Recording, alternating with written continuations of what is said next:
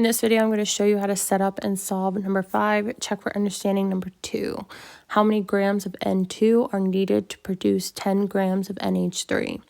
So grams of NH3 is our given, and I want to find grams of N2. In order to go from grams of one substance to grams of another, we're going to have to do 3 conversions.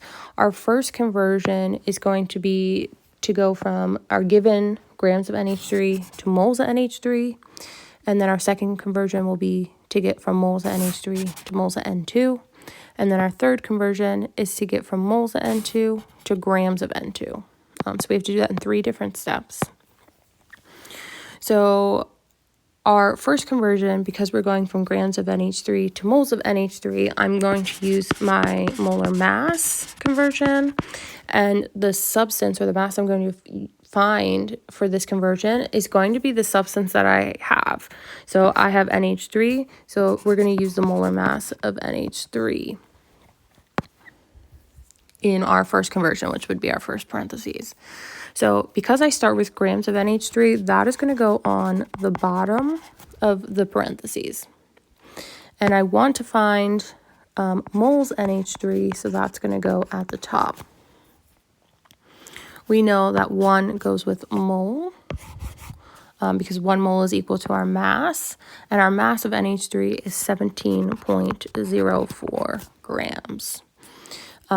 So this conversion right here cancels out our grams, and we are left with moles of NH3. Our second conversion, or our second parentheses, gets us from moles of NH3 to moles of N2. And the way I'm going to do that is by using the mole ratio.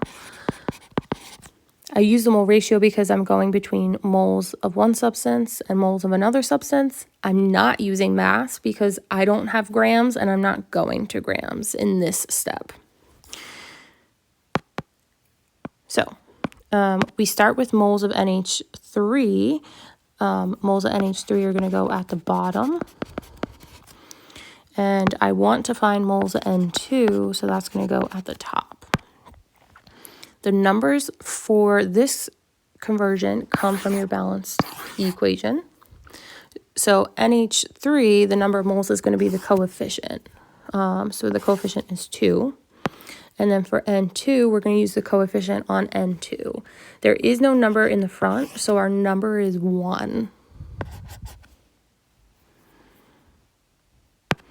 So this step here cancels out our moles of NH3, and now we're left with moles N2.